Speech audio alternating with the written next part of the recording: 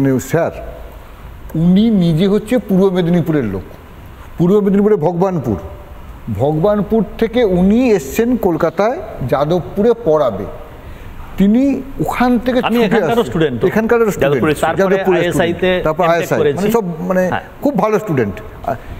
সেই স্যার বলছেন, যিনি আবার অঙ্ক নিয়ে করেন, 2 যোগ 2 4 9, লসাগু গসাগু আছে, ইনফিনিটি আছে, অনেক কিছু বলেন, তাই তো? আমরা তো অঙ্ক জানি না। তো সেই স্যার নিশ্চিত নয় এবং তিনি ভয় পাচ্ছেন। তার একটা নিশ্চয়তা, তার নিজের ছেলে শিবপুরে পেয়ে গেছে। পশ্চিমবঙ্গ নিয়ে তিনি ভয় পাচ্ছেন। ভয় তো পাচ্ছি, কেন আমি তো বলছি একই কথা যে যাদবপুর আমার যাদবপুর নয়, পশ্চিমবঙ্গ শিক্ষা না। আমি তো অবশ্যই ধরুন যারা যাদবপুরে পাবে না তারা তো অন্য জায়গায় পড়বে, তাদেরও তো একটা আনসার্টেনিটি। পরবর্তী প্রজন্মের ভবিষ্যৎটা কোন জায়গায় দাঁড়াচ্ছে স্যার? আমি জানি যে আপনি যে জায়গায় রয়েছেন সেই জায়গা থেকে অনেক কিছু কম্পালশনও থাকে, কিন্তু তবু একজন শিক্ষক হিসেবে, অধ্যাপক হিসেবে আপনার কি মনে হয় এই রাজ্যের পরবর্তী প্রজন্ম যারা মেধাবী তাদের আদৌ ভবিষ্যৎ দেখতে পাচ্ছেন? আপনি দেখতে পাচ্ছেন একজন অভিভাবক হিসেবে, একজন অধ্যাপক হিসেবে? আমি এটা হয়তো খুব ডিটারমিনিস্টিকলি বলা যাবে না, কিন্তু আপাতত দৃষ্টিতে আমার মনে হচ্ছে যে এই রাজ্যের অবস্থাটা বোধহয় একটু খারাপ। কিন্তু এখন যদি আপনি আমাকে ফুল প্রুফ করতে পারেন সেটা আমি বলতে পারবো না। তার কারণ কি, আমার কাছে অনেক ডেটা নেই। কারণ এটাও শুনেছি যে অন্য জায়গাতে গিয়েও মানে তারা অনেকে ভুগছে, আর কোনটা সত্যি কোনটা মিথ্যে জানি না। তবে এখানকার যে, আমি অন্য কারোর সাথে কম্পেয়ার করব না, কেন কোথায় কি ভালো। আর সবথেকে বড় কথা, আমি কম্পেয়ার করতে যাবোই বা কেন, তাই না? আমি যাদবপুরে আছি, যাদবপুরের কথা ভাববো, পশ্চিমবঙ্গে আছি, পশ্চিমবঙ্গের ভাববো। অন্যরা কেউ ভালো করছে কি খারাপ করছে সেটা হবে এখানকার খারাপের justification. I don't believe that. আপনি কি রাজ্য কি বলছেন, যাদবপুর ইউনিভার্সিটির ভেতরে যদি ঢোকেন তাহলেও দেখবেন যে একটা খুবই বাজে পরিস্থিতি। কেন? আমি অন্যান্য ডিপার্টমেন্টের কথা বলতে গেলে হয়তো আমাকে ডেটা দিতে হবে, কিন্তু আমার ডিপার্টমেন্টের কথাটা আমি বলতে চাচ্ছি। অঙ্ক ডিপার্টমেন্ট আজকের দেখুন, একটু খারাপভাবেই বলছি, আমার দাদুর আমলে আমি মানে জাস্ট একটা ইয়েতে বলছি কি শিখেছি আজকের আমি সেইটা চালিয়ে যাব? নিশ্চয়ই না। তাই তো হওয়া উচিত নয়। কেন, এটা যদি ইন্ডিয়ান নলেজ সিস্টেমের কথা আপনি যদি ভাবেন, ইন্ডিয়ান নলেজ সিস্টেম সেই নয় যে মান্ধাতা আমলে বা আজ থেকে 2000 বছর আগে কি হয়েছিল। 2000 বছরেও আগেও ভীষণ ভালো আবিষ্কার হয়েছিল ডেসিমেল সিস্টেম, যেটা আজকে সারা পৃথিবীতে চলছে। সেই ডেসিমেল সিস্টেম সেটা তো আমাদের ভিত্তি, আমাদের প্রতি মুহূর্তে আপডেট করতে হবে, প্রতি মুহূর্তে আপডেট। আজকের যখন আর্টিফিশিয়াল ইন্টেলিজেন্স সব জায়গাতে, যেমন কম্পিউটার আসলে হাহাকার পড়ে গিয়েছিল কি হবে, আর্টিফিশিয়াল ইন্টেলিজেন্স কী হবে। আমি তো বলছি কোনো হাহাকারের কিছুই নেই, আজকেরই কথা হচ্ছিল, কোনো ভয়ের কিছু কারণ নেই। কেননা আর্টিফিশিয়াল ইন্টেলিজেন্স কি করবে? আর্টিফিশিয়াল ইন্টেলিজেন্স আপনার কাজটাকে সহজ করে দেবে, এর থেকে তো বেশি কিছু না। সে আপনার খাবার দাবারের কি, আর্টিফিশিয়াল ইন্টেলিজেন্স খায় না কিছু, সে কাজ করে। তাহলে আর্টিফিশিয়াল ইন্টেলিজেন্স এলে মানুষের ভয় পাওয়ার কি আছে? আচ্ছা যাই হোক, সেটা ভয় পাওয়ার, সেটা তো অন্য যুক্তি হবে। আজকের যখন সবাই সেইটা পড়াশোনা করার চেষ্টা করছে, কেননা কাজ সহজ হয়ে যাবে। কেন যাদবপুরে কি এআই নিয়ে পড়াশোনা হচ্ছে না? ম্যাথামেটিক্স ডিপার্টমেন্টে গত বছর থেকে এআই পড়ানো শুরু হয়েছে, মানে ম্যাথামেটিক্স ডিপার্টমেন্টে। কেননা এআই এর যে বেসিক ব্যাকগ্রাউন্ড সেটা কিন্তু অ্যাকচুয়ালি ম্যাথামেটিক্স।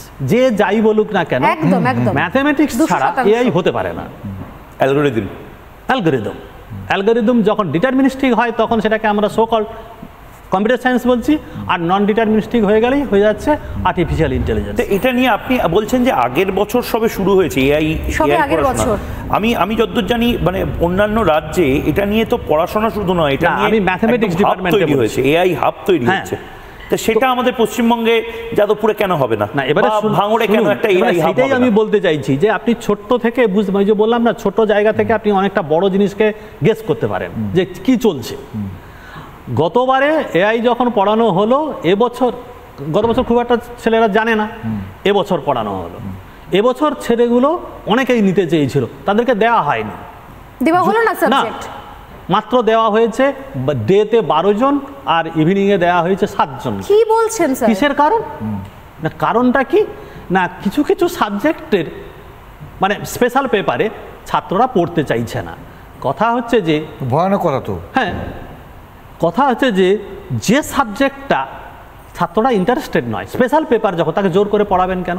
একজন টিচার নিজেকে আপগ্রেড করতে পারছেন না, তিনি সেই ছোটবেলায় কি একটা পড়েছিলেন আর উনি নতুন করে পড়তে চান না, কে বলছে আমারা রিটায়ারমেন্টের কদিন আছে, আমি নতুন তা পড়াবেন না। কি ভয়ঙ্কর অবস্থা। তারপরে আপনাকে স্পেশাল পেপার পড়াতে কে বলেছে? ছাত্ররা যেটা এবার দেখুন ইনফ্রাস্ট্রাকচার বলছে সম্ভব, বাট টিচাররা দিতে রাজি না। এটা তো আমরা অন্য রাজ্যের থেকে অনেক পিছিয়ে যাচ্ছি। অনেক পিছিয়ে। অন্য এই যে পিছিয়ে কথাটা বলছেন কেন? এটা অন্যায়, ক্রাইম। না, আমি যদি কম্পারেটিভ স্কেলেও দেখি স্যার, অন্য রাজ্যগুলোতে আজকে যদি আমি ভালো এআই জানা ছেলে মেয়ে পাই, তাহলে তো সেই ছেলে মেয়েগুলোকে আমি আটকাতে পারবো। এরা তো আমেরিকা চলে যাবে, এবং শুধু তাই না, কোটি কোটি টাকার আমেরিকার স্টার্টআপে এআই স্টার্টআপে কাজ করবে। শুধু তাই না, আমাদের ভারতে কি হবে? এরপর আমাদের যাদবপুর বিশ্ববিদ্যালয় সম্পর্কে স্যার যেটা বললেন যে ব্র্যান্ড একটা কাজ করে, এরপর কয়েক বছর পর থেকে শুভ্রাংশুদা যখন অন্যান্য কোম্পানিও জানবে যে এই যাদবপুর বিশ্ববিদ্যালয় ভালো ছিল, কিন্তু এখন নতুন নতুন জিনিসগুলোতে এখানকার ছেলেদের থেকে কিছু পাওয়া যাচ্ছে না, আরো সেখানে প্রভাব পড়বে, ক্যাম্পাসে প্রভাব পড়বে। এই ম্যাথমেটিক্স ডিপার্টমেন্টের ব্লান্ডার কাজ করুন। 1981 সালের জেইউ অ্যাক্ট, সেই অ্যাক্ট অনুযায়ী একটা টপিক যদি বা একটা ডিপার্টমেন্ট বা কোনো একটা সেন্টার যদি থেকে থাকে, সেটাকে তুলে দেওয়া যায় না হুট করে। আচ্ছা, ম্যাথমেটিক্স ডিপার্টমেন্টে রেজলিউশন করে দিল।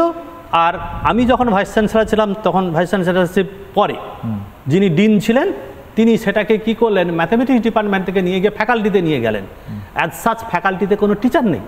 আপনি ভাবুন, একটা সাবজেক্ট পড়ানো হবে ফ্যাকাল্টিতে, সেখানে তার টিচার নেই, অথচ সেইটা ম্যাথমেটিক্স ডিপার্টমেন্টে আমি তো ছিলাম, আরও কিছু টিচার আছে, তারা কিছু কিছু সাবজেক্ট পড়াতে পারেন। আমি তো ম্যাথমেটিক্সে এমএসসি হলেও আমার কম্পিউটার সায়েন্সে MTech and PhD from ISI, তাহলে আমি সেই জায়গাটাতে কম্পিউটার সায়েন্সটাতে একটা পরিমাণ পড়াতে পারতাম। কি করলো, আমাকে ম্যাথমেটিক্সের ক্লাসগুলো বেশি দিয়ে এটাকে পড়াতে দেওয়া হবে না। মানে এরকম করে কম্পিউটার সায়েন্সটাকে ফ্যাকাল্টিতে নিয়ে গেল। তা এইবারে ছেলেগুলো এসে আমায় জিজ্ঞেস করছে, স্যার আপনি প্রাইভেট কোম্পানিকে একটু ডাকুন, তাহলে আমাদের চাকরি পাকবে। আমি তোমরা ইয়ার কি করছো আমাদের সাথে? তোমাদের মেরুদণ্ড নেই, তোমরা ভিক্ষে করতে বেশি পছন্দ করো, হাত জোড়ো করে করো। তোমাদের অধিকার স্পেশাল পেপার পড়ার, তোমরা সেটা হাত জোড়ো করে চাইলে কি করে হবে? কি অবস্থা। এইবারে তাহলে কি হলো, সেটাকে নিয়ে চলে গেল। তাহলে ওটা যদি ফ্যাকাল্টিতে নিয়ে যায়, আমি ম্যাথস ডিপার্টমেন্টে প্রাইভেট কোম্পানিতে ডাকবো কি করে? আমাকে ডাকতে গেলে তো মিনিমাম একটা যুক্তি দেখাতে হবে। তুমি কম্পিউটার সায়েন্সের ইয়েগুলো তুলে দিলে, কেন তুলে দিলে? 35 বছর ধরে, 35-এরও বেশি বছর ধরে কম্পিউটার সায়েন্স এখানে পড়ানো হতো, এবছর তুলে দিল। কম্পিউটার সায়েন্স তুলে দিয়েছে। আমি পার্সোনালি চিঠি করেছি ইয়েকে, কি বলে, গভর্নরের যিনি ইয়ে ছিলেন, গভর্নরের নমিনি ইসিতে, কাজী মাসুদ, উনি সম্ভবত জানিয়েছিলেন, জানি না তাতে কি হয়েছিল। এবং ভাইস চ্যান্সেলর নিজে এসে ডিপার্টমেন্টে বলে যাচ্ছে, আমি বললাম যে এটা কিন্তু আপনি 1981 সালের আইনকে ভাঙছেন, তা সত্ত্বেও উনি কর্ণপাত করেন। কি ভয়ঙ্কর অবস্থা। মানে আমরা এই এপিসোড থেকে শুনে আমরা সত্যি সত্যি আমার মাঝে মধ্যে তো মাথা গরম হয়ে যায়। বাড়িতে আমাকে বলে, আমি বললাম যে দেখো, কাউকে না কাউকে বলতে হবে। কি হবে, আমাকে অ্যাটাক করবে তো করুক, ওটা আমাদের ডিপার্টমেন্টে আমার কাছে কাগজের ডকুমেন্ট আছে, আমাদের ডিপার্টমেন্টে আমার সাথে কি কি করেছে। বিওএসএ বসে রিজলিউশন করছে আমার স্টুডেন্টের পিএইচডি কোর্স ওয়ার্ক, তাদেরকে তাদের হচ্ছে না বলে চিঠি দিয়েছিল, চিঠিটা কনসিডার করবে না। কেন জানেন?